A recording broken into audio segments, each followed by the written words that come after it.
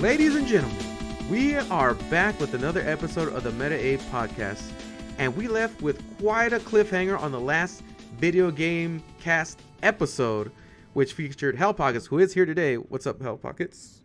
I'm doing all right, just hanging out. Can I have a little bit of news? I asked my girlfriend to marry me last night at a dive bar, and she it was at a dive bar. It was at a dive bar, man. Had a little bit of it's outdoor seating, obviously. That is right? So you, bro. Congratulations. Yeah, totally. Hey, she's the one that brought it up, and I was just like, well, if you're gonna bring it up, I might as well just ask here. And so I did, and she was like, finally. So hey, I'm engaged. Did you do it in front of everybody? I mean, I did it while people were around us, yes, but I didn't do it like down on one knee, and I didn't do it like, hey, everybody, look at us! I'm about to ask my girlfriend to marry me. I'm not an asshole, dude. Dude, we've seen what happens when men do that. Dude, I could never do that. The way I proposed was it was at Christmas, and I was supposed to propose on Christmas Eve, and my girl's entire family was there. And you know what, man? I felt really selfish about the whole thing because I was like, you know what? Some of these people don't deserve to see this go down. So I was like, I'll wait till tomorrow. I'll do this Christmas when her like immediate family, like her brothers and sisters, were there, and that's it. In-laws, man. Like, man, fuck these people. They don't need to know. I won't say all that because I am married and I do appreciate and love her family. But I definitely wanted it to be a much tighter situation, and that's cool. A little more private, but. Yeah, that's how I did it. And even then I was nervous, but my whole thing was, all right, check this out. We're going to give out all the gifts, okay? And then I'm going to tell my girl, hey, baby, there's one more gift left. And she's going to be like, well, really? You got me another gift? I told her, because we weren't supposed to get each other gifts that year, right? She still got me a gift. Man. But she didn't expect me to get her one. Because I'm cheap? I don't know. I don't know why. Hey, dude, I feel you. But anyways, I was like, yeah, I got another gift for you. And she was like, there's nothing under there. That's because I got it right here. And then I got on one knee, popped it open in front of her family. And I was like, will you marry me? And she fell to the ground and then started like shivering because she was like crying. And it was cute, man. She was really happy. And but that's as far as I could go doing something like that. I could never do. Pretty sweet though, man. Yeah, well, Hey, yeah. I got my girl a $300 bracelet because I forgot her birthday present, and then I told her that $300 bracelet is her engagement ring. So sick. Hey, you know what, dude? Whatever works for you. And I'm gonna tell this to all the people out there listening, right? There's a lot of you guys that are gonna get married or planning to get engaged or whatever. You don't have to be like everybody else or no. The stereotypical way of getting married. Listen, you love that person. You want to spend your time with them the rest of your life with them. You feel like you're willing to make that investment in your relationship. Then just do it. Don't worry about what everybody says and how you're going to do it. Do it how you feel comfortable. Because at the end of the day, as honestly as possible, because that's who you're going to be for the rest of your life, right? And that's what you want to see for the rest of your life. Exactly. So yeah, just pull the trigger. Go to court, get married, call it a day. Save yourself some money. It's the perfect year to do that. Yeah. Anyways, congratulations aside to you, Hell Pockets. I'm very happy for you. Thank you. And Char's gonna gain a wonderful husband. And I'm gonna gain a wonderful wife, man. Yes, I'll lob it up for you, brother. That was a lob. Super fucking lucky here. I'm definitely the one. I'm definitely coming out on top in this equation. Yeah, same, man. I feel the exact same with my girl. All right. Well, that's the update in our lives at the moment. You guys get a peek into our little personal lives we don't talk a lot about. And there goes that. So, like I was alluding to in the beginning of the episode, last time when we had Cap on here, we had just finished watching the PlayStation 5 showcase. And when we released it, it was probably about 4 to 5 days after the fact.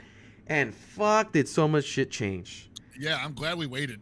Yeah, so many things changed. And it's like, Man, if this were like a podcast that was like every other day or something like that, dude, it would have been insane. You know, like I actually prefer to digest the information the way that we're able to by either being weekly or kind of close. You know, Yeah. I think we get to marinate on it, think about it, and really consider what it means for the future.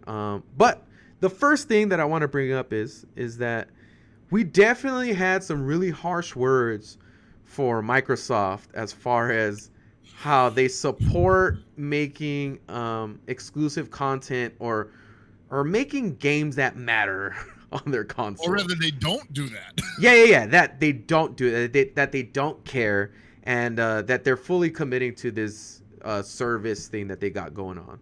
And boy, were we wrong. I heard us talking shit, dude. That's Yeah. the only way I can explain it. Yeah, I mean, maybe us talking shit is what convinced them to make that decision to buy Bethesda for $7 billion. Bro, $7 billion, man. Like, I don't think so. We had that discussion immediately afterwards. We were just like, dude, like, are they even worth $7 billion? Because I'm in my head, I'm thinking, like, dude, you can buy like 2 NBA teams with that kind of money and have some left over. It's crazy, dude, because, yeah, absolutely. You're right about that. Baseball teams as well. Like, it's crazy. You know what else I thought about? It's like, is Bethesda, like, just off the top of your head, is it something that you feel is super profitable that you would pay something like that for? It's weird, right? It's weird because yes, they do have some of the most recognizable classic IPs in their repertoire. They got Quake, Doom, Elder Scrolls. Wolfenstein, Elder Scrolls. They've got some hitters. They got some hitters in there. Mm-hmm. But I mean, are we talking like pushing the new generation of gaming forward, like driving force in the industry? Mm-hmm. I don't really see a lot of people referencing those games. Doom Eternal, definitely. When it was coming out, that was definitely a hyped up game. So they know they can do their jobs right. But I know a lot of people aren't always having Quake and Wolfenstein on the tip of their tongues when they think of video games. You know, they want to talk about games like Ghost of Tsushima, Spiderman. And even though those are recent games, I'm just saying, like, that's what's driving the conversation right now. Those are the games that people are talking about. Fucking Cyberpunk 2077. People are talking about that. Yeah. So while yes, Doom Eternal was apparently a great game, I found it like it was like its time already passed. You know, they even released an update like a little while ago, and I think most people were happy about it, but it was just like it's not really a huge deal. Yeah, I just kept looking down the list of franchises or properties or IPs that were acquired for less than what they paid for Bethesda. And have bigger impacts. For one, I looked up Star Wars, and Star Wars was somewhere around 3 to 4 billion. Bro, 3 to 4 billion, and they're coming out with that Squadron game. Yeah, dude, you think just off the top of your head, Chris? If I were to say, Chris, do you and your company feel like you can make money off of Star Wars? What would you say? If you came to me and you asked me if my company could make money off of Star Wars, can you profit off of this with the amount of money you're about to pay? Do you feel like in the next 10 years you'll be able to make a profit? I mean, yes. Without dragging this out super long, yes. I would 100% think I could make a ton of money off of the Star Wars IP if I got it under my game development studios clutches. And I would not spare any expense in making sure that those games are games that people want to play. Hold on, sir. I'm not just talking about video games. That's the thing. I'm talking because that's not what happened with Bethesda. They bought them outright. It's not just can I get the license to have your games. It's the movie rights. No, they bought everything. Whatever the hell the rights are, that's theirs now. That company belongs to them. First of all, you ain't making no money off of Bethesda movies. I don't know, man. Apparently, there's an Elder Scrolls movie getting made, and Elder Scrolls is pretty massive. And all it takes is for somebody to take Doom seriously to make a profit off that. But anyways, that's besides the point. Tried it twice, man. what I'm saying is that off of apparel, movies, TV shows, video games, The amount of money that you off for us basic ass people who don't understand business, we think hell yeah we can make money off of Star Wars. You Hell know, yeah. especially if you're saying that I'm paying $4 billion for that actually makes sense, right? That you would Yes. pay $4 billion for that. But then you see the figure of $7 billion for Bethesda. It's like, what exactly does that mean? You know, Like there had to be something involved in that transaction that Microsoft just couldn't refuse. I was having a conversation with some other people too, and I was like, I don't know, man. I feel like maybe there were already bids being made, and those bids were at a certain value, right? Like That's true. a certain amount of money. And if they were like, hey, maybe our video game department doesn't make that much money, but people have been trying to license our movie rights for years now, and this is how much they've offered. And if you're not going to offer more than that, then there's no point in you guys buying us outright, because that means all this shit, you know, all this stuff belongs to you now. Like somebody really believes in making a good Doom movie, and they're willing to pay $6.9 billion. It sounds crazy, but I don't know. I'm trying to make sense of it, dude. I don't know, but it's wild.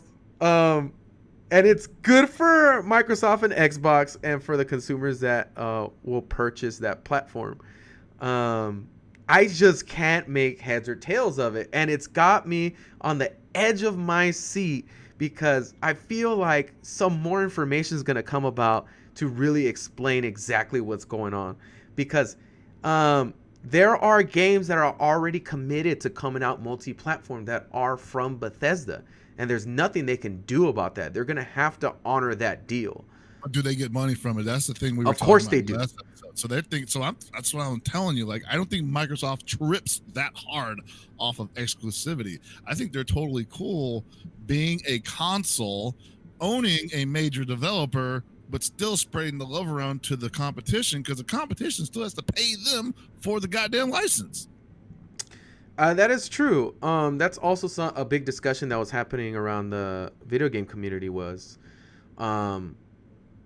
with the amount of money that they paid, would it actually hurt them to become exclusive? Would they need to become multi-platform in order to turn a profit?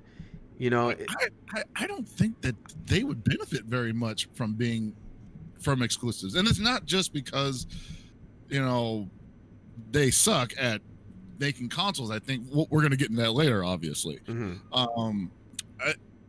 I think that they're actually in a very interesting position right now, where they are not winning the console war. I'm going to come out flat out and say it. They're not winning the console war, and in not winning the console war, they are actually going to win the market, because they can totally hang back, have a console out there that's pretty good, and still make money off of the licenses, you know? And they might just say, yeah, sure, let's do that.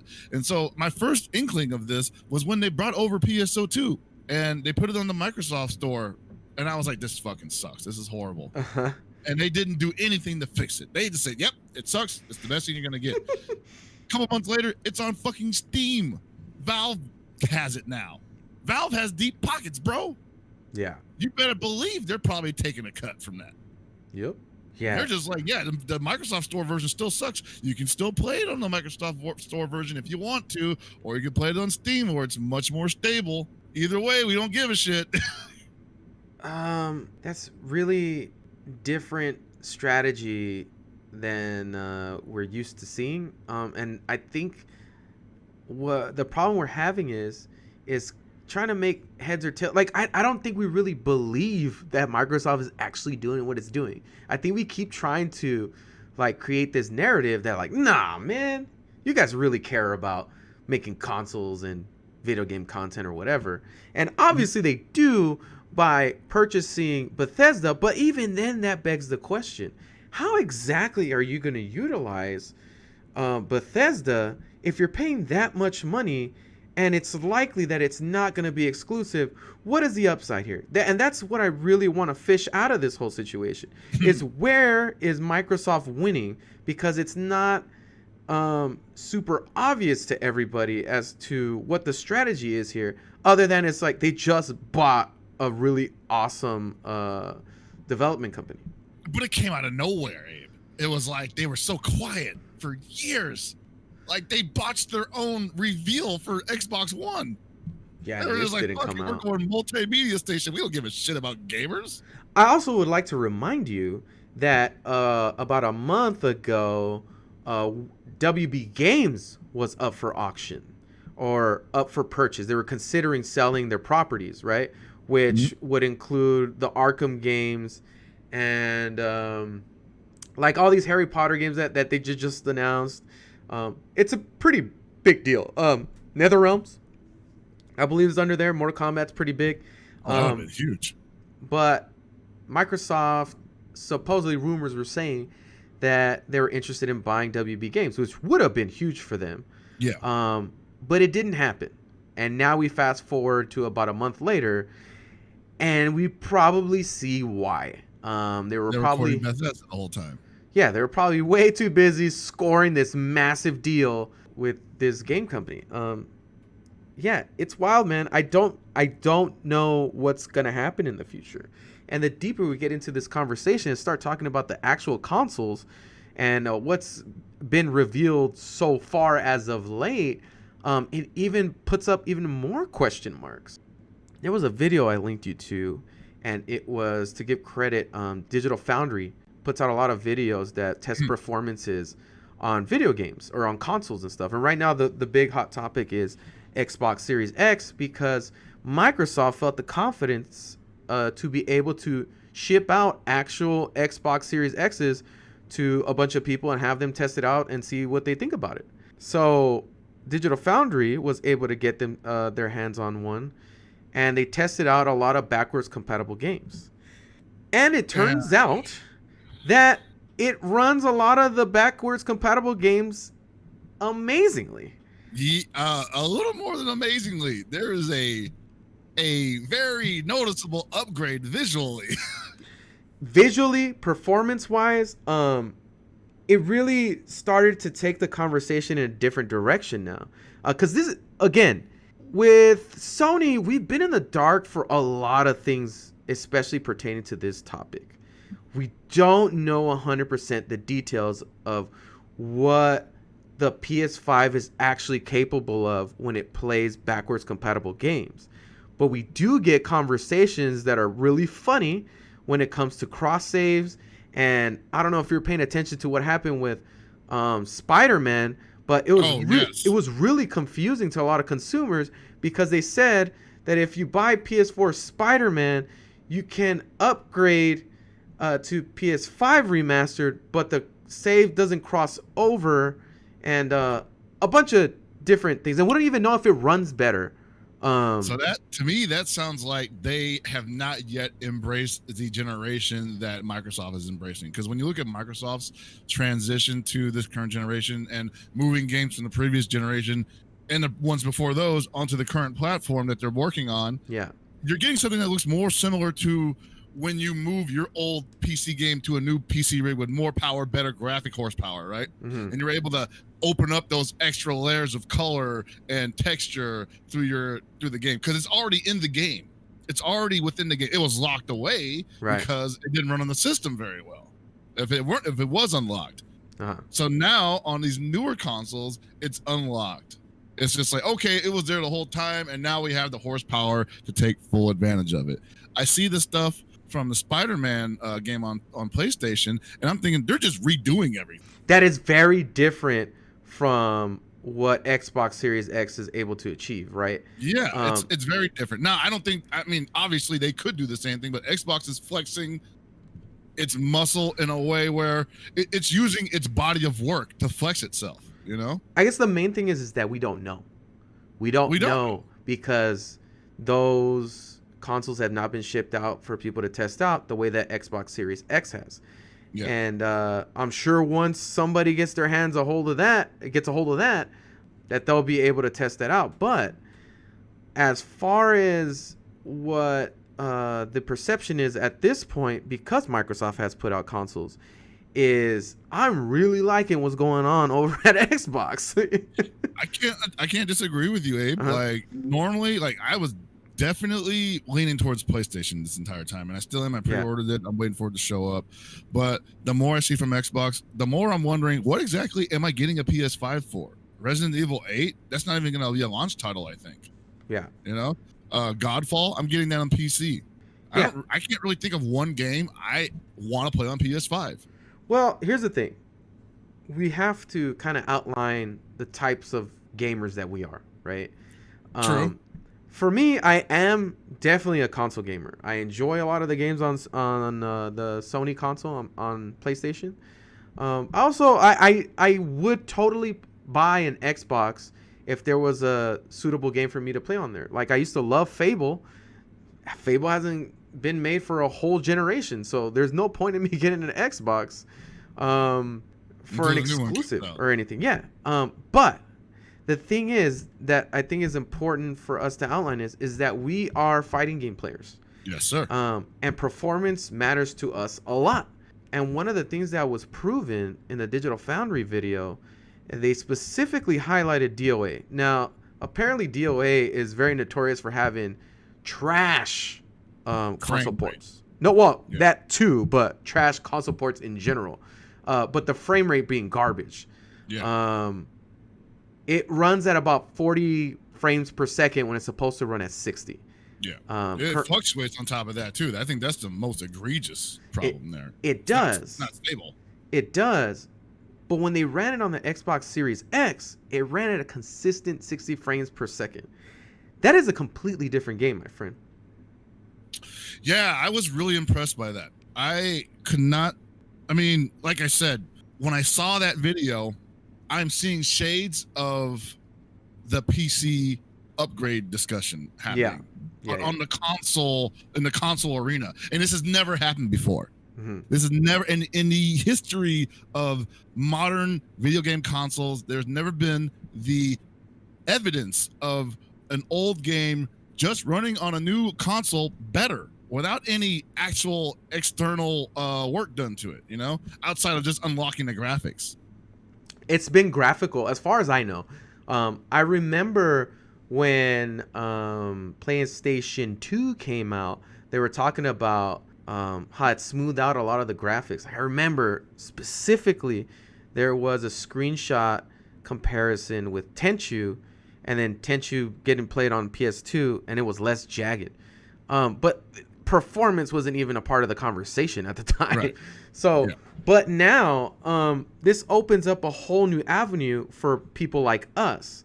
We are fighting game players, and performance is at the utmost importance. And when you combine being able to raise the performance of backwards compatible games with other accessibility options and just being able to run video games better in general, there's a lot of games that we enjoy that the PlayStation 5 never offered.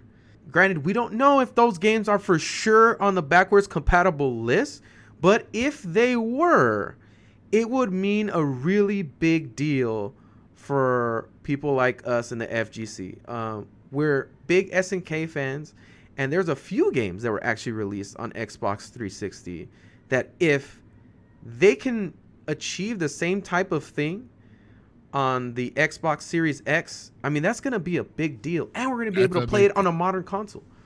They're going to be able to play it on a modern console. And there's already, even with those technically being a question mark, because they are backwards compatible and it's going to be on, case-by-case basis for the most part. There are games that are locked to the Xbox Live Arcade system, which have been proven to run on Xbox One and will probably run on Xbox Series. I say probably because I don't know if they're actually just going to change that for whatever reason, but we can expect these games to run on Xbox Series.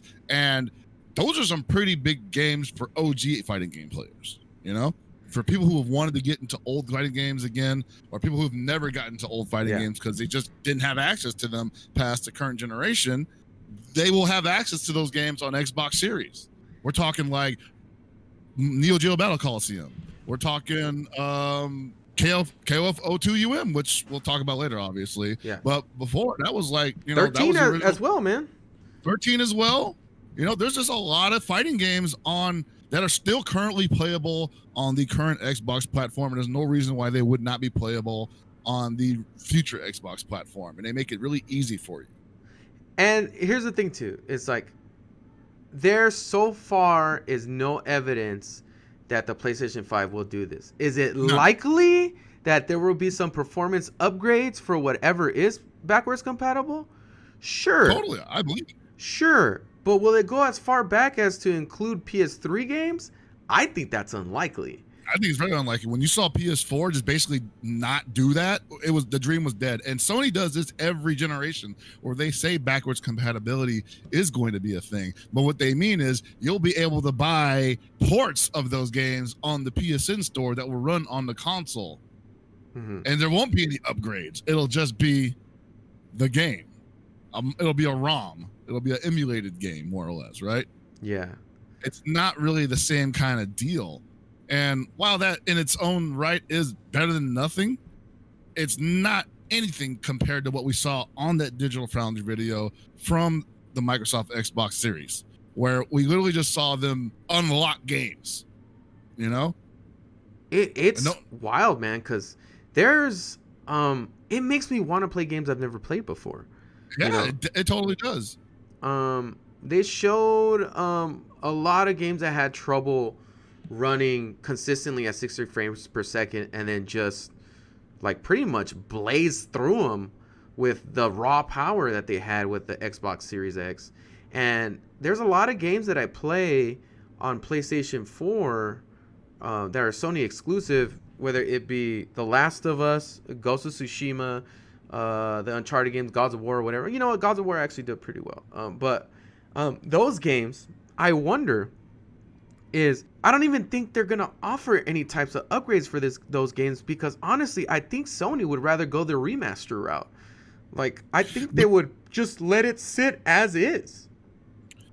I can't disagree with you there. I think they should. Yeah. For the consumers, they should go that route. They should go the unlock route, because I don't know if everybody wants to buy a remaster, you know, unless it's offering a complete new experience. Now, they are pretty good about that. They are pretty good about having you buy a remaster and then say, oh, by the way, it's an expansion. Yeah. So you get basically your expansion with a facelift. That's the smartest way to do that. So they've done their homework there, but they're not going to do that for every game. Yeah. So they're already limiting the amount of options as consumers that we have going in. Yeah. And I mean, if you're someone who wants to spend money on these things and you don't even get the opportunity to do it, you're going to be pretty fucking pissed, you know? You're like, why the hell would I spend money on this platform and you're not even giving me the option to give you more money for something I want? You want me to buy a Spiderman update? I want to fucking play Scott Pilgrim, you know? By the way, Scott Pilgrim is coming back if you haven't heard, so that may be an outdated argument, but it's one of the oldest ones we got. Right. Meanwhile, Microsoft is over here telling you, like, yeah, whatever we have on file here, it'll run even better on the current console. You know, it's whatever you want, baby. Your way, right away at Microsoft now. Yeah, it feels like an invitation to a party where it has literally everything that you want, right? Backwards compatibility, great service, great performance on the platform. And yeah, I don't see why there wouldn't be any reason why we wouldn't jump to that. It's just really hard to believe that Sony wouldn't do anything to really try to match the narrative on this. Yeah, I don't even know if they, because there's so many games from Sony that are being advertised. I'm like, dude, these will be on PC. Like, I think even there's a rumor that Final Fantasy 16 is going to be on PC. And it started because I think in the trailer they mentioned that these were recorded on PC. This video was recorded on PC, and I hear that shit. Yeah. And as a PC player, as a guy who built his own PC, I'm like, oh, I'm getting this for fucking PC. Yeah. I don't know why you would tell me this was going to PC. I'm not gonna get it on PS5 now. You know, there's stuff on that look good on PS5's lineup that I do want to play, but I don't want to play on the PS5 because I know it's going to be a limited experience. You know? And now that's not everybody. Now, if you're a console player, you're fine with that. You're not going to build your own PC. It's a pain in the ass. It's a lot of money. I get it, But at the same time, you got to understand, like, that still hurts the company, right? That still means there's a little bit of the edge that they've given up because of that element. And I'm wondering why they would make that readily apparent. And you saw them after they had that release trailer for 16, they tried to downplay that part. They were like, "Oh yeah, it's PlayStation exclusive, console exclusive," which is like becoming like a code term. When they say console exclusive, it means it won't go to Microsoft, but that doesn't mean it's going to stay on PS platform. Yeah, it's just a marketing strategy. I mean, we saw it with Final Fantasy VII Remake. It pretty much is synonymous with the Sony console. Mm-hmm. So the fact that they were able to maintain a timed exclusive did make a big deal. But in reality, most of these games do usually end up on other platforms. The thing is that where I kind of do disagree with you on this point is I don't think that the console version will necessarily be so inferior to the PC version. You've got to remember, this isn't PS4 anymore. I feel like they're going to benchmark it at whatever is going on with next gen. I'm sure there's a lot of improvements you could do on PC. I mean, it's PC. You could do whatever you want with it. You know, it's cutting edge. You're like, don't make me flex on you, Abe. I'll definitely flex on you right now. What I can do with this GTX 1080 versus what you got in your PS5 right now. I bet, man. But again, we go back to the whole performance issues. And here's the thing. We don't know what's going to happen with next-gen games. Next-gen games could run like shit. Again, we could repeat the pattern where they started running like shit again just because they couldn't populate all these things on screen. Now, I don't know if they solved that or not. It seems like they're definitely ahead of the game in that aspect for this generation. But I don't think that problem's ever going to go away just because technology keeps advancing. But in that sense, Xbox has shown that they have a lot to offer, right? That they have... It's the best bang for your buck, to be honest with you. I would say that is probably they should actually roll with that as a marketing strategy. They should just straight up say it. Yeah, best bang for your buck, baby. Somebody from the company, I know they'll never do this, but somebody for the company needs to be like, all right, you guys need to stop being fucking stupid. Okay? We're giving you literally everything you want and a great service and pretty much future-proofing for you guys, right? Yep. Do you guys really care that much about God of War? And unfortunately, the answer will be yes. Yes. Do you really care that much about Spider-Man? Yes. Yeah. And, hey, man, Sony has cornered the market in that strategy. And I think Microsoft is doing the smart thing right now by it is a different competition. We need to call it out for what it is. They're in two completely different realms of how they operate, right? And what they're looking forward into the future. Yeah. And it's just all these announcements that have happened have changed the trajectory of where we think this is going to go. And at first I thought, wow, Sony's really controlling a lot of the chatter that goes around next gen. And I don't see Xbox really changing anything. But they're just getting ready to dunk this whole argument, basically. Pretty much. That's what it felt like. But then Xbox literally days later came out with their announcement about Bethesda, and they came out with videos because they delivered units over to other people to go test it out and to put on their YouTube and stuff like that, influencers. Mm-hmm. And one day we'll be there, man. Just gotta slow and steady. I'm sure we can influence somebody. Hey, we did Dragon Ball. We're good. Hey, yeah, you're right. We did do that. Some KOF stuff too, man. Sam Show, we're in there. Yeah, we're definitely in the conversation. We have influenced before. We may influence yet again. Influence again. Yeah.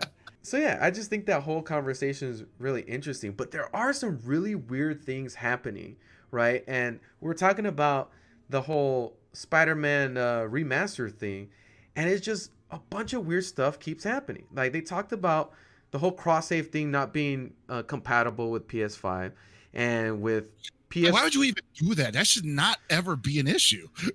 Like, am I crazy here? Like, I feel like that's like, why would you tell somebody, yeah, you can port the game over, but you gotta start from scratch? What the fuck? Why would I want to do that? Dude, it sucks because, you know, as much as I don't mind playing the game over again, because it is an awesome game, and I probably would have done it anyways.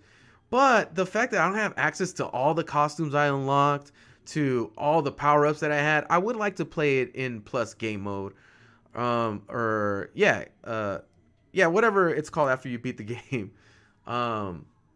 And it sucks that for whatever reason, video games have this way of pretty much locking you out of your own content, right? Like, the only way you can really enjoy a video game is by progressing through each level and then finishing it, right? But if you never finish it, then you never find out what happens in the end unless somebody tells you, right? Yeah, exactly. You end up watching a YouTube video of the ending. That's the only way you can do it. But outside of that, you can't actually go and play it yourself. You can't skip a level or do whatever and be like, well, let me go play the ending. I don't want to play all these other filler parts. You know, it's very controlled in the way that you experience a video game. And I think taking away the ability to cross save, or at least not offering it, is a big deal, man, because we already put in so much work to unlock all this stuff. And we don't have access to it now. Now we're locked out. We have to start all over again. And I don't know, man. It depends on what game it is, but it could potentially be like hours and hours of gameplay. Like, I played Witcher 3, bro. That game's super long. You think I want to go do all that stuff in that game all over again? It's inhuman to ask this of you. You spent your money to buy the game. You spent hours upon hours amassing not only time in the game, but gear and knowledge of the story. And it's just not going to hit the same way the second time around. You already know all that shit. Now, if I don't know anyone that wants to play through the entire campaign of that kind of RPG twice, at least not within like a year of themselves, you know? Maybe like in 10 years, yeah, you might play through it again, you know? Yeah. But do you really want to just like, crap, I got to give back to the in-game content so I can take advantage of this new shit that I'm getting? Yeah, I don't know, man. That's crazy. It's wild. And then they put out a really odd announcement about the fact that they're going to change out their main actor for Spiderman. You told only me this for the before remaster. The show, and I'm still only for bugging. The remaster. Yeah. Bro, I'm bugging. Like, so in Hollywood, we're in the TV, we're used to like seeing like, you know, the actors change from season to season, from movie to movie. Like the most famous one, obviously, being Aunt Viv from Fresh Prince of Bel-Air, went from dark skinned chick to light skinned background prop for the most part. I prefer OG, by the way. I definitely prefer OG in that situation. That's a queen right there, man. Oh, for sure, dude. She definitely knew what she wanted, and she knew how to get it. Mm-hmm. Now we're in the realm of video games, and we're looking at a face model change. We got a recast, dude. You got a recast in a video game just for the face. Just for the face. It's not voice acting, because voice acting will get recast in video games all the time. Yeah. But the face, the actual face model, they wanted, like, man, you do not look like what we wanted from Peter Parker in this game. Get the fuck out of here. Yeah, and it's funny too, man, hearing your opinion about it, because you didn't play Spider-Man, right? No. So, but that shit's still mad funny to me, because I'm all like, what? Why? What? I've never heard of this. Yeah, this is a first for me. I've never heard them outright change a face model for a remaster. If anything, they try to make it better, you know, which I could have seen happen. I don't know. I think the only upside is that the dude actually looks like Tom Holland. Which is okay. So there is precedent for that school of thought, because as fighting game players, we've seen what happens with Mortal Kombat, and Mortal Kombat has definitely done the face actor change, but it was between games. It wasn't like an update to the game. It was just like, okay, Mortal Kombat 10 to Mortal Kombat 11, we're using Ronda Rousey as Sonya in Mortal Kombat 11. Mm-hmm. Or was it 12? I can't remember. Well, are we on 12? Fuck, I can't remember. Oh, shit. No, we're on 11 right now. We're on 11. Okay. Yeah. So we're on 11, and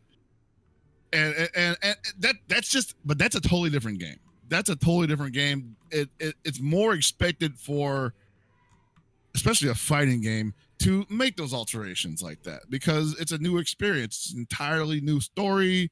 It's an entirely new way of doing things with the game. But in the case of Spider-Man, it's literally the same game. And they were just like, dude, not even just an upgrade. Like, we got to change this motherfucker's face. Now, granted, I saw the pictures, and the original Peter Parker looks like he could have been Peter Parker's Uncle Ben. I thought that was Uncle Ben at first. I was like, what the hell? Dude, that young Uncle Ben with the U. That's so funny you said that, because I remember initially when I was playing the game, I was like, oh, he looks kind of funny, right?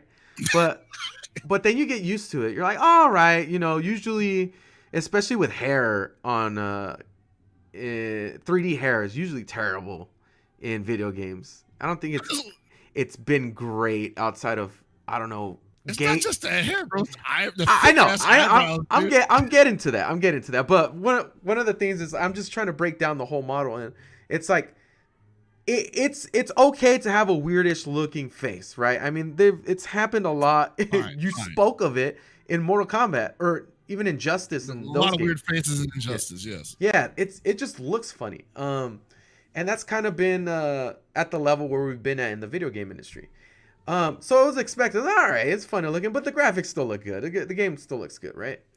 And then they show the new version, and really the beef was that, damn, this dude looks like a teenager now, where it's like Peter Parker before looks like he's in his 30s, at least, And apparently, according to the canon of the game, he's supposed to be like 23, 24. He definitely does not look 23, 24 unless he's been smoking like 8 packs a day. Yeah, it's been rough, dude. There's a lot of stress being Spider-Man. I mean, he's Spider-Man. Yeah, he definitely has to see some shit. Meanwhile, Tom Holland over there looking like he just got off the bus saying, I'm ready to save the New York City, buddy. Dude, imagine if you're playing the remaster for Final Fantasy VII Remake, right? And suddenly Cloud's face just completely changes. Oh, God, dude. Like, wait a minute. Is it so much that it changed, period, that people have a problem with it? Or is it... I actually think that's what it is, because I think it does look better. I do think the new Spider-Man's face does look better. The new Spider-Man's face does look better. I mean, it looks more like what you would expect from a Peter Parker. Well, I mean, I gotta say, it might just be the shot you showed me, because the dude looked like he works at a fucking hardware store. Which one? The original Peter Parker. Yeah, and he's got the fucking plaid on. He's got like the serious face on. He's like, "What are you buying? What size screws you want?" He looks like he's had enough. He definitely had enough. He's about to take a drill to his grandma-in-law. Yeah. So I look at this and I think, okay, this is an interesting chapter in the realm of video games, where we are actually just recasting face actors in the middle of a game's run, because the new face actor just fits the vision of the game better. And I applaud them for that, Like, I think that's probably the best move to make. If the guy is matching your vision, go with it. You're the artist. You do what the fuck you want with your art. But it kind of makes me think too, though. It's like, hey, maybe you guys want to, work on the other faces too, Like, you guys put so much effort on that Peter Parker face. Now. I kind of want you guys to go back and fix all that other faces. Obviously, we don't know. They only showed us a very, very small like teaser of what the game looks like. And I'm sure we'll find out more in the coming days. But it's crazy, man. How that happened, and that was a weird thing for Sony to just throw that out there on us, especially with the whole debacle of what the hell's going on with the whole cross-save stuff with Spider-Man, how confusing it was about like the difference between a remaster and then Spider-Man PS4, where you can't play Spider-Man PS4 and on PS5. I mean, you can. Not starting over. You can, but if you get remastered, you got to start completely over. Let me be clear. So can you use your PS4 save to play through the Miles Morales content? No. So that's bullshit. Why the fuck would I buy it? I don't know. Because you're a newcomer. I mean, it's great if you've never played Spider-Man and you're coming over from a platform you've never used before. Awesome. But for a lot of us that have played the game, it's bittersweet, because though I don't mind replaying an awesome game kind of sucks that I'm forced to, you know? It feels like one of those things like, oh, maybe I'll get back to it at some point. But I don't get that option now. Now you got to play the whole damn thing. Well, not only that, but it's like it feels kind of outdated because this is a problem that's been solved for years when you want to port over a save file to a new system, even if it's an upgraded system, you know? Fighting games do this shit all the time. It's like, hey, you got saved data for this game, you get this special unlocked extra, you know? Yeah. Like this science is not new, which is why it's so bizarre that they're just like, we can't do anything about it. Our hands are tied. I'm like, are you kidding me? You literally invented this science. Yeah, I mean, they still do it with PS3 and PS4. There's games that they play together, which is really, really odd. That's not gonna happen with PS5.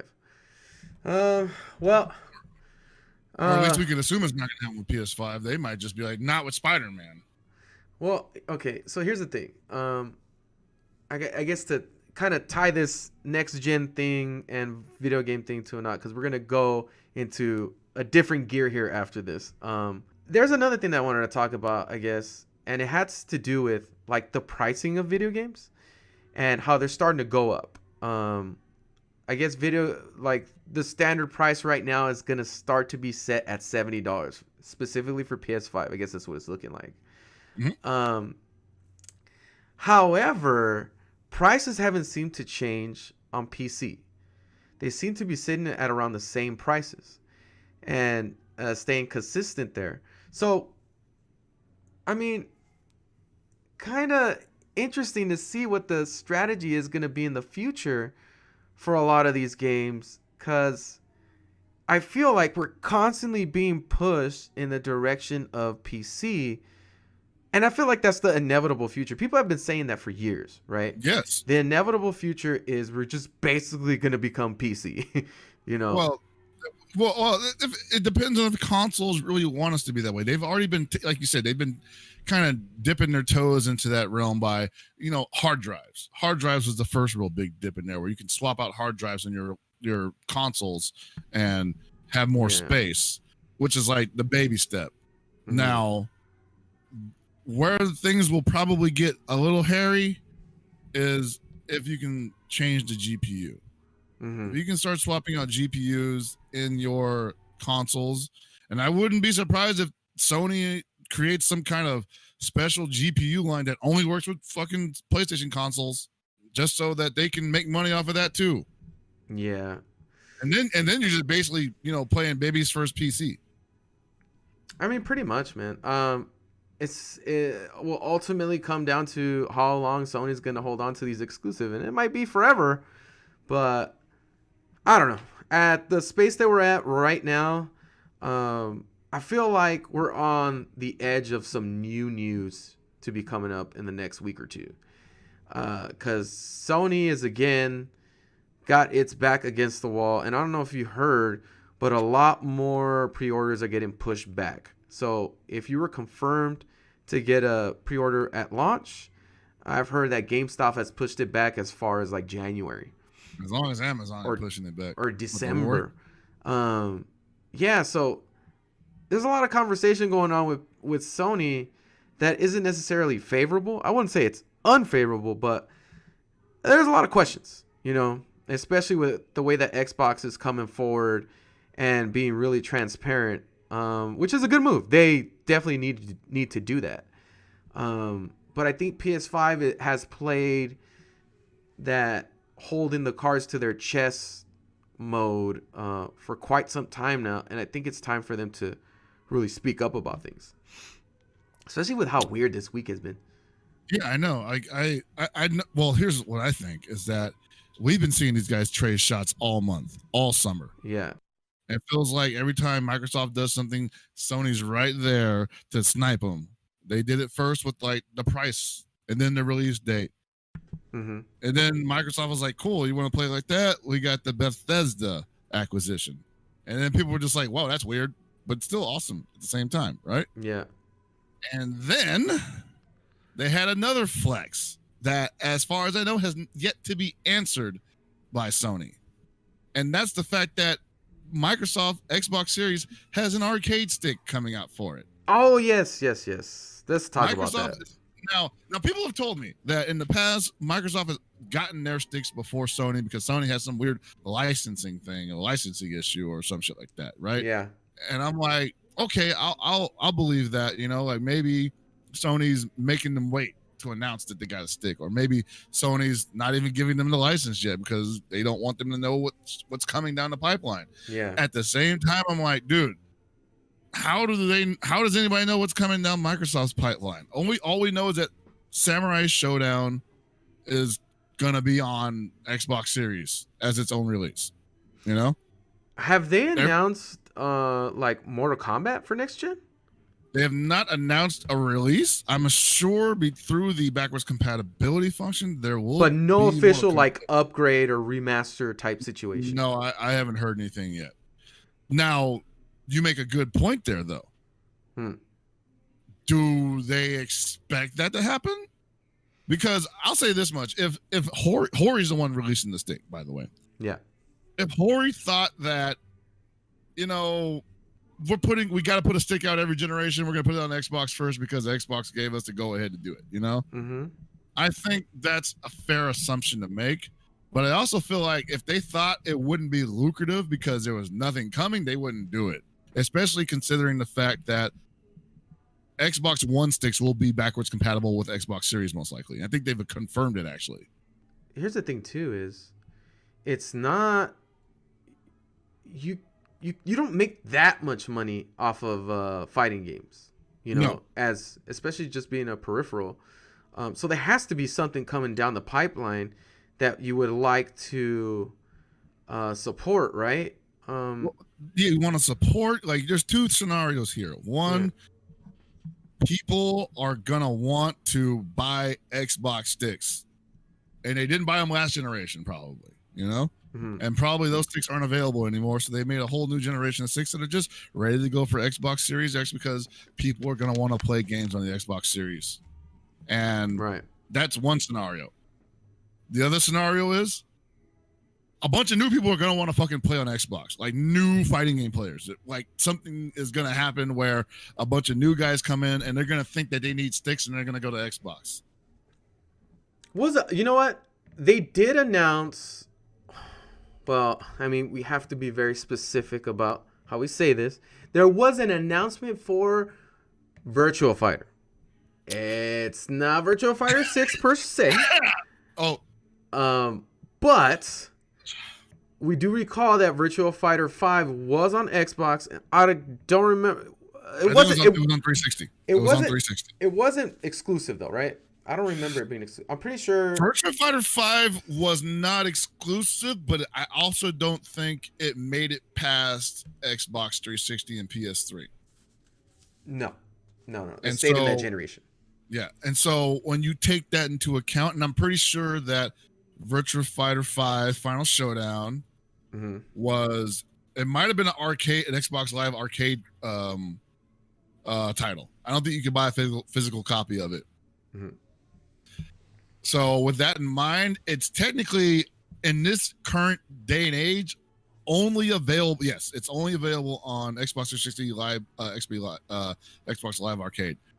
So with that in mind, currently, I think the only way to play it on its own is through Xbox. I could be wrong. I don't know if PS3, PSN games are available on PS4 and PS5. I just thought of something. I think we mentioned it last time, or we just talked about it. But okay, the announcement of Virtua Fighter, and then what we know is coming for sure is Guilty Gear's coming for sure, right? On PS4. I thought it was just next gen. They have a PS4 version of that? Yeah, we did the demo for it. Oh shit, you're right. Anyways, it's also coming out on next gen as well. And as far as our beloved KOF series, we don't know. But we would assume that it's probably going to come out on next gen, especially after they announce Samurai Showdown. How could it not? Well, here's the crazy thing. They never actually said that it was going to be on PS4 or even in this generation. They just said that it was coming. I've never seen an official announcement saying that it's going to be on current generations. I mean, we had a whole episode talking about how they didn't tell us anything. But, exactly. But that's important to remember is what I'm saying. It's important to remember that they've never actually said what generation that game is going to come out for. Guilty Gear Strive has shown, they had a demo on PS4. So we can assume that at the very least, it's going to be on PS4. It also and it'll probably be on PS5 also. They've done that before. There's a precedent for that. But what we don't know is if it'll be available for Xbox Series. I don't know, man. I mean, it's the reason why I say this is because I talked about Dragon Ball the last episode. Yeah. Where we talked about how Dragon Ball during the pre-release, it was all demoed on the Xbox One. We didn't even know if there was a PS4 version. Mm-hmm. They would never talk about it because Microsoft held that so tightly to their chest. It was actually kind of weird. They just would not acknowledge that game at all existing on any other platform. So I am not entirely out of the realm of possibilities that we're coming upon a generation where everything's cross-platform again. Mm-hmm. Maybe the console exclusivity for what we do, fighting games, maybe it's over. Because I remember that Sony cut ties with Capcom. They're not footing the bill for the esports anymore, from the last I heard. Well, I know they had a lot to do with KOF 14 and Street Fighter 5. They did have a lot to do with Street Fighter 5 and KOF 14. In fact, and you remember, a lot of Capcom Cups were held at the PSXs, the expos. That's true, yeah. That was something that they made happen. So they were definitely footing the bill for that. Now with PS Expo obviously not happening anymore and other factors that we can't talk about because it's behind the scenes shit. Yeah. It doesn't happen anymore. It just they're in fucking Las Vegas at the esports arena the last 2 years. Yeah. Actually, not the last 2 years. They were there the year before this one, and then they are in LA at something small after that. But my point is that they've clearly scaled back their involvement with Capcom. And so the idea that they could be reaching for something exclusive is kind of far-fetched in my opinion. Because why would they break up with Capcom just to get back together with them for a new game? Yeah.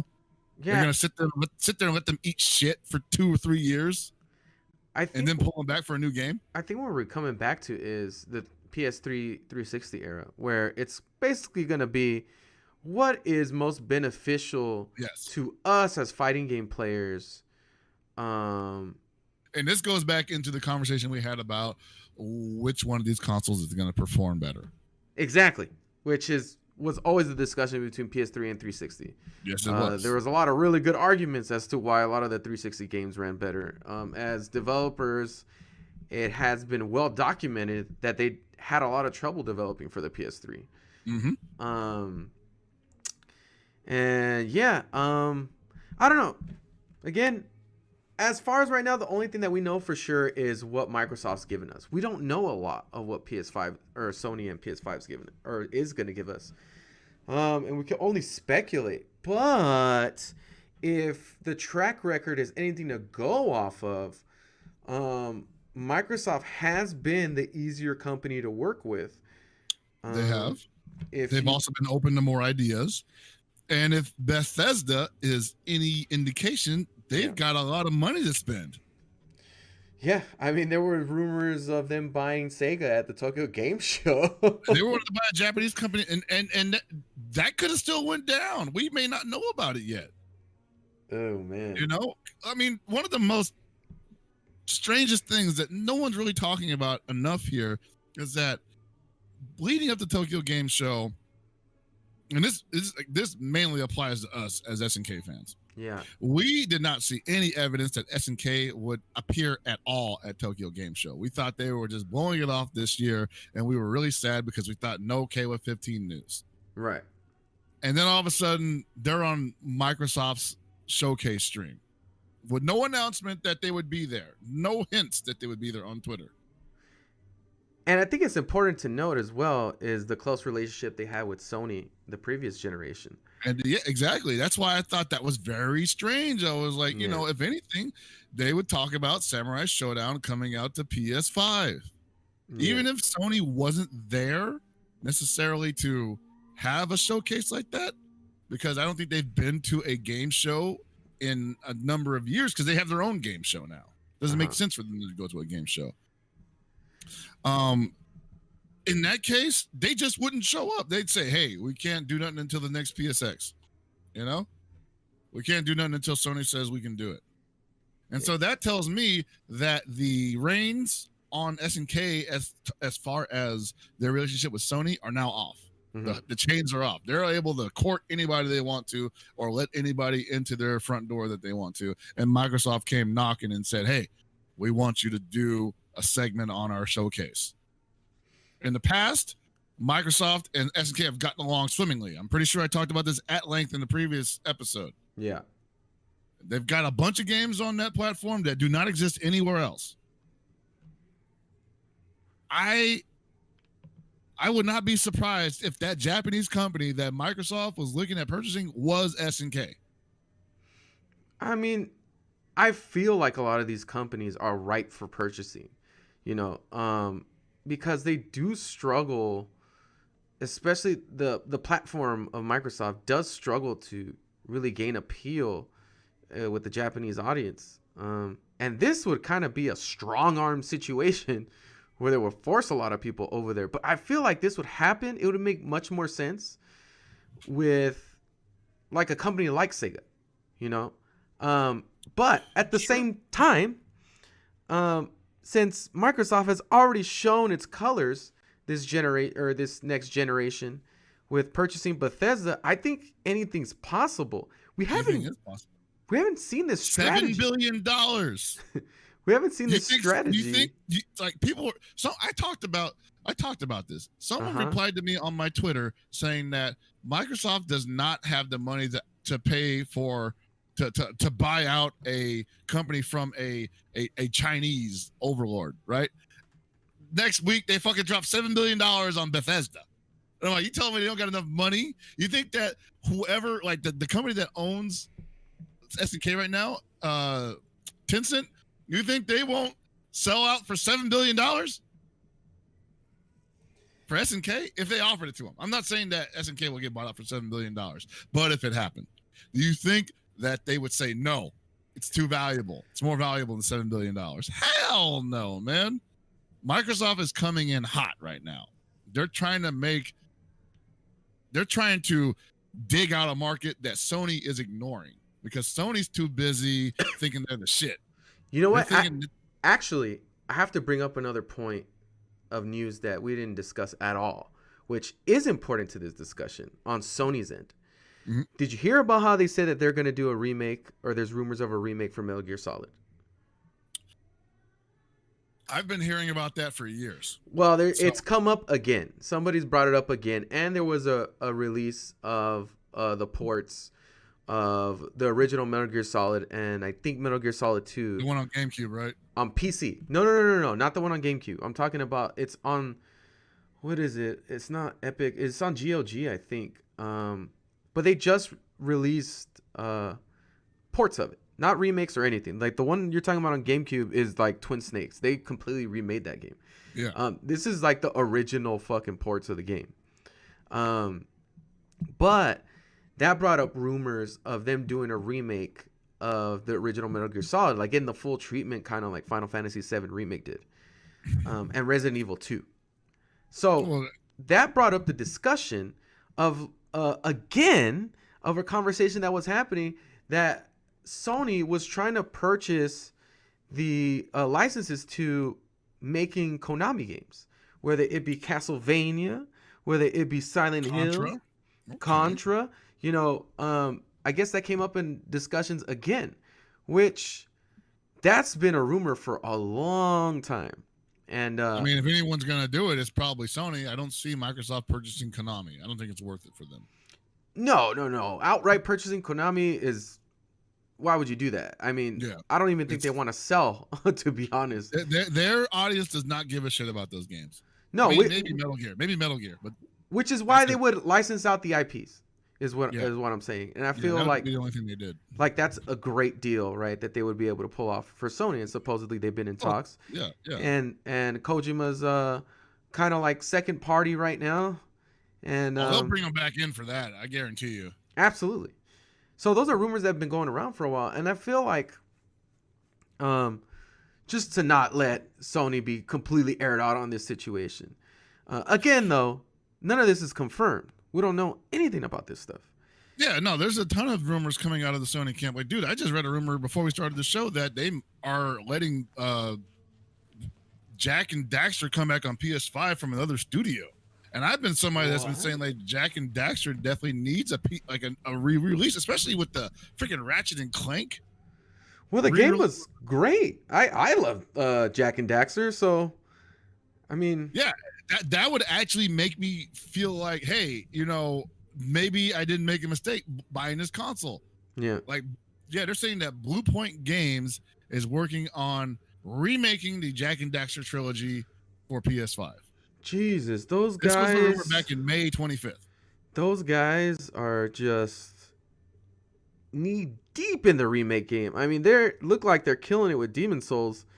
So, I mean, and they I don't know if you know this. You probably don't follow this game, but I can't even remember the name of the game I was talking about. God, it's the one with the giants in it. Colossus. Oh man, I can't believe I can't think of it. Shadow of the Colossus? Yeah. Oh my God, yes. Well, yes. The Japanese name is Wanda and the Colossus. Wanda Colossus. Yeah. Well, Shadow of Colossus, they did the remake on PS4, or the HD version or the remastered version, and it's beautiful. It was a gorgeous game, right? That was the first time that we got to look at Blue Point doing its thing and really doing a great job. And I remember there was a lot of discussions I had with people where it was like, I don't really think that company is down to do a real big remaster or anything like that, because one of my favorite games of all time was rumored to get remade by them, and they told us to basically do what Code Mystics asked us to do and lobby for whatever feature or whatever we want from the company. And the game was Legend of Dragoon, right? And I was like, that game's way too big for a company like Blue Point to be able to pull it off, right? I don't know, man. And then we saw the trailer for Demon Souls. Yeah. And I was like, okay, I am totally wrong. I am on board with Blue Point doing whatever the hell they want to do. And the thing is, so is everybody else. Yes. So now these games that have kind of fallen into obscurity are getting even less of a chance of getting rebooted by Blue Point. So, yeah, I wouldn't be surprised if that happened with I think they said Jak and Daxter, Legacy of Kain, Blood Omen. Oh, I don't know about that one, man. I mean, that'd be great, but I mean, Legacy of Kain went the distance. Uh-huh. Like, I was surprised too, because Blood Omen was not a great game. Soul Reaver was an amazing game. Soul Reaver 2 sucked. Yeah. And then you had Defiance, which was like the piece de resistance, and it was fucking beautiful. Well, the thing is, I forgot you had Blood Omen 2 between that also. Is that those games, I mean, honestly, besides you, I've never heard anybody else bring that up as like, I would like to see that game get remade. Games that got overshadowed by games like Devil May Cry. I don't know, bro. I think they're in like very different genres. Oh no, entirely. Legacy of Kain Defiance is definitely in the same genre as Devil May Cry. I've honestly never even heard of that Legacy of Kain game. You should try it out, man. Is that more recent? Game. What, Legacy of Kain Defiance? Yeah. It's the last game in the series, yeah. It ties it all together. Beautiful story. Nobody gives a shit. You're the only one. Dude, you're literally the only one. You know what? It's good. I'm telling you guys now, play the Legacy of Kain series. It's one of the best stories in video game history. Not all the games are great. Yeah. I don't think that game stands the test of time. That's all I'm saying. I'm saying that's a great example of a game that can be remade as something that does work. Now, that aside, I do think that we are right. We are pretty much ready for a rebirth of Jak and Daxter. And the rumor is that Blue Point will be redoing the trilogy. I mean, and that's cool. I will definitely play through all 3 of those games again with a HD remix. But another part of that rumor suggested that they're making a 4th game, a new chapter in the story. Okay, so this is running very close in line with what they've been doing with Crash Bandicoot and Spyro. They did do a remake. It wasn't Blue Point, but whoever worked on it, they did a pretty damn good job. And they just released the new Crash Bandicoot, and a lot of people seem to like it. Mm-hmm. So this type of, I feel like this is becoming a new genre of games. You know, these like, what would you call it though? Like the hard remasters? I don't know, because it's better than a remaster. Yeah, it is. It's like what's the next level to a remaster? I wouldn't say like remake, I guess, would be better than a remaster, because that's completely remake. They call it the Final Fantasy VII a remake, right? So yeah, remake. It's literally a remake. But to them though, but the reason why it makes more sense with Final Fantasy is because I don't want to spoil this game for you guys. This game has been out, so plug your ears if you plan on playing Final Fantasy VII later and you haven't. But a lot has changed. Yeah. So you could understand the moniker of remake, right? We should have listened to them when they told us that, because I was just like, remake, they're not gonna. Oh shit, they did. I think it's because we didn't want it necessarily. I definitely didn't want it. No. But it makes sense. The moniker that they gave it with remake made sense. I think it didn't make sense to us outside of context of not playing that game. But once we played it, we're like, oh, now I get why it's called remake. Yeah. If you didn't play Final Fantasy VII before, though, you wouldn't even know. So it doesn't even matter. Oh my god, dude! Holy shit! I think people are actually gonna go back and play that game now. And I think that's the beauty of remakes, is that you can do those things to games, just to make people go back and play the original game. And if you make those games available to people on the same console, then you're technically making double the money. Which is why it behooves Sony to totally attack the backwards compatibility market. I think that, my opinion, man, I think that's a done deal. Like, that just goes into the whole thing of the differences in strategy. I think Sony, like, kind of backed themselves in a corner with that situation, with the way that they developed their consoles. They kind of pigeonholed them into this problem of generations. Mm. And Microsoft, fortunately, doesn't have that problem because of the way that they structured their development.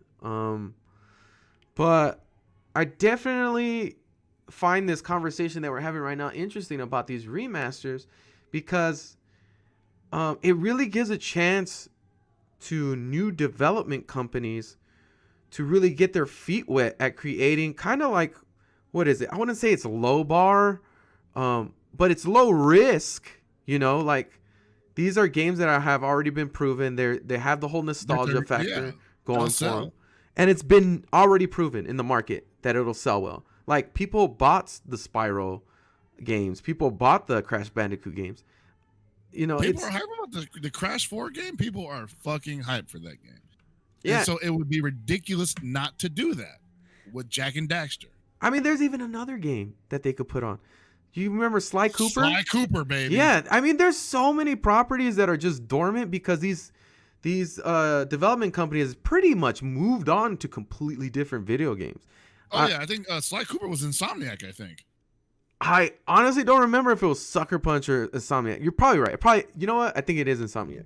Yeah. But yeah, they pretty much. It was Sucker Punch. My bad. Oh, okay. I always get those two mixed up. Yeah. But yeah, there's all these we talked about this before too, man. Mark of Cree. Oh my god, dude. I mean, that's another one. They don't have the balls, dude. They don't have. It's gone. It's. I am the most upset about this out of anybody in our friend group, that there will never be another Mark of Cree, because I don't know if that studio. I don't even know if those guys even exist in the game development community anymore. I think those dudes fucked off to an island somewhere in Bermuda. No. What? So that's not what happened. What happened was, what happens to a lot of these development companies is either when they're disbanded or whatever, usually they kind of disperse into other development companies. So what I heard happen is they pretty much merged with the other ones like Santa Monica and um, what was it? San Diego, I believe, has one. The other Sony first party development companies, because it was definitely first party.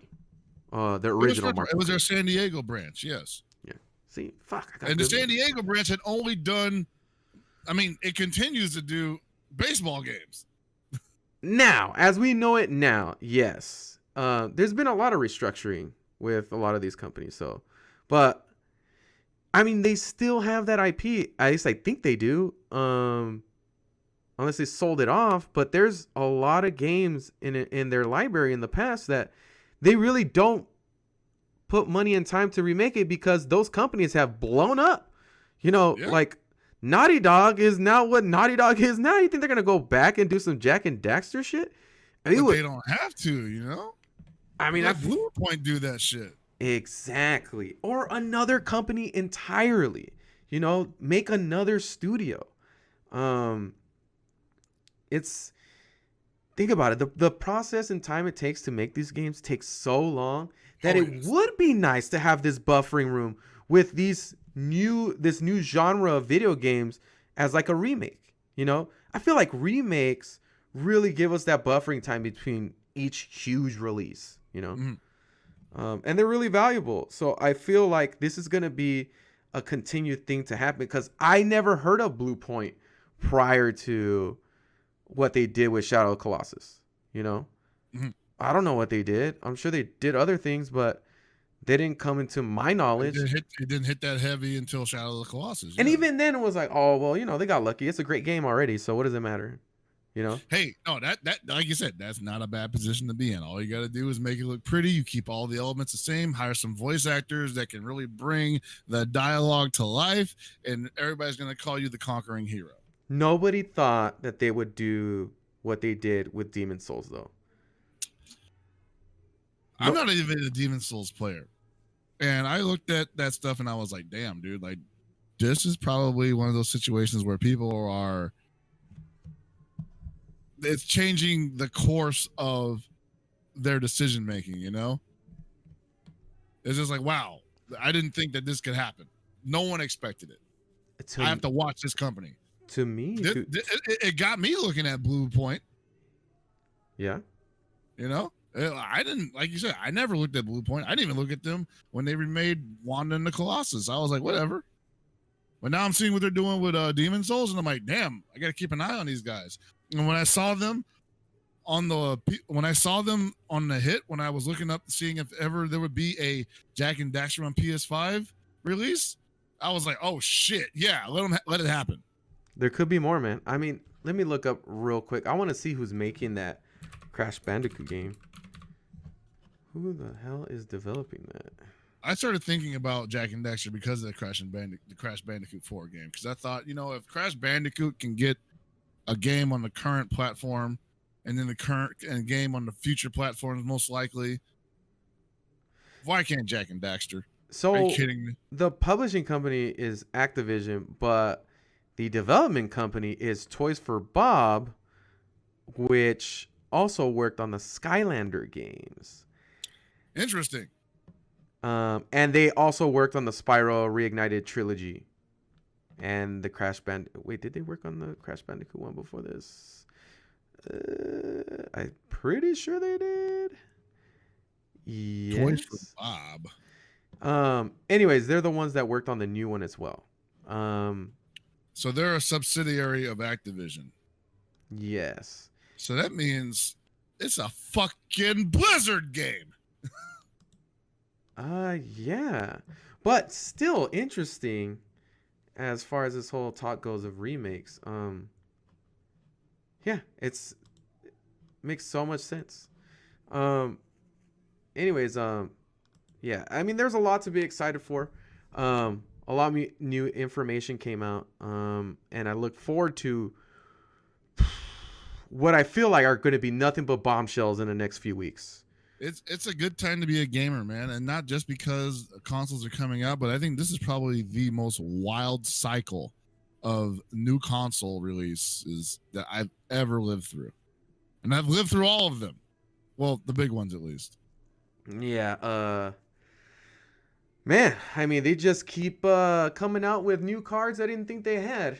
And I feel like now I'm convinced that there's more to this story. You know, this is not the end of surprises from either company. True. But I would say this. I think, and I'm sure everybody's probably going to disagree with me on this, but I think that the momentum shift went into Microsoft's favor. Nah, why do you say things like that, bro? Nobody's going to disagree with you. It totally has. I'm pretty sure that is the what is it? The perception of what's going on right now. I'm pretty sure public perception is that. Sure. But I'm just saying, because like a lot of people, because people had gotten wise to what was going on. They noticed that Microsoft would make an announcement and then Sony would snipe it and basically just wait for them to do something first and then counter it with a better offer. But with the recent offers that Microsoft made, Sony has been silent because they actually shut them up. I mean, I think it also says a lot when the company allows people to actually have hands-on with the console. I mean, the console is coming out next month, dude. So, yeah. I mean, we haven't seen PS5. There was a picture of some dude, and Jeff Keighley actually confirmed that this guy, I guess another influencer, actually does have hands on the PS5, and that they're going to post something. I'm sure there's like an embargo or something. But that's all we've heard so far. But to tie this whole episode off, I agree with you, and I feel like a lot of people also agree with you that right now Sony is trailing, and that is the perception. I don't think that's a wild thing to say, considering I'm pretty sure they've owned the headline since the whole Bethesda thing because it was such a big deal. I think it's a wild thing to say, just considering the fact that everybody expected this just to go to Sony for free. I mean, we kind of did too. Yeah, no, that's what I'm saying. That's why I'm like, I'm surprised I'm saying this, but I think Microsoft, I'm not saying they're going to win the console war, but again, I reiterate, I don't think their goal is to win the console war. I think their goal is to win the software market. Yeah, I mean, I agree. I mean, we've been saying that from the get-go. It's just, I don't know. Now the future seems much more open than I thought it did prior to these announcements. And on top of the whole Digital Foundry videos and the whole performance getting better with older games and stuff like that, I don't know, man. Right now, if I can't get a PS5, I might just get myself an Xbox Series X. I mean, you know, it sounds great so far. I mean, my girl keeps buying us games for the Xbox and we keep playing it. I'm like, you know what? I don't mind Xbox. I'm definitely getting both. Yeah, I would like to too, man. Dude, we're gonna play Guardian Heroes on the Xbox. You're gonna love it. Really? You're gonna play it on there? Dude, that's the only console you can play it on right now. What? This amazing game that literally laid the groundwork for every beat 'em up in the modern era, and still outperforms them to this day. It only exists on Xbox Live Arcade. Oh wait! What are we talking about again? Guardian Heroes. Oh! Every beat 'em up you've played since. Hold on, let me make sure I got my dates right, because I respect this game so much that I do not want to get my dates wrong. I don't know why I thought you were talking about Godfall again. I was like, man, oh, not Godfall. Really likes that game. You can play it on PC. Every beat 'em up game you've played since January 26, 1996 has been based off of Guardian Heroes. There is not a beat 'em up out there that has not taken something from Guardian Heroes. Guardian Heroes is literally the Bible of beat 'em ups past January 26, 1996, and they released a remake of the game on Xbox Live Arcade with updates and all sorts of crazy shit in it. I don't have a date on that right now, but it outperforms so many beat 'em ups that are out currently. It's pretty much a dead IP though, right? Oh yeah, it's a treasure game. It's dead. It's for fucking speedrunners. Well, that's great. See, more reasons for you to buy that game. Totally. On top of playing Battletoads. which I hear is actually a good game, even though I heard it's fine, you know, but I didn't want to buy an Xbox One for Battletoads, especially with the art direction that it I took. mean, of course not. Yeah. Yeah, you know, I'm sorry. I came from an era where Battletoads were extremely 90s and heavy metal, and I saw that shit, and I'm like, that is, I don't know, that's some Teen Titans Go shit. Well, I mean, the art just looked pretty awesome. I mean, I think it objectively looks really good. Not the new one, the old one. Oh, I'm about to say, yeah, the old. Arcade. That's what I mean. It's 90s metal, dude. Yeah, arcade was pretty sick. Well, arcade shit is ridiculous. But yeah, man. I'm gonna tie this episode off. I think we had a pretty good discussion today. Like I said, I do expect some new bombshells to happen. And when that does, you can expect another podcast from us. Potential new guests as well. So keep your eyes peeled, keep your ears unplugged, unless you got earplugs in to listen to this podcast. And please like and subscribe, and expect much more content from myself and Hell Pockets, who has been a great help and he's basically my partner, man. I mean, he's on a lot of these podcasts. I'm already commentary partner, and now I'm your podcast partner. It was a match waiting to happen. Yeah, man. I just had to take the reins, make this shit, baby. Better talker than the idea guy. Hey, man. You know, when something works, it works. I heard that. Yeah. All right, folks. Well, it's been a great discussion, and I hope to catch you guys on the next one. Have a good night, good morning, good evening, good afternoon, and we'll catch you guys later. Peace. Yo.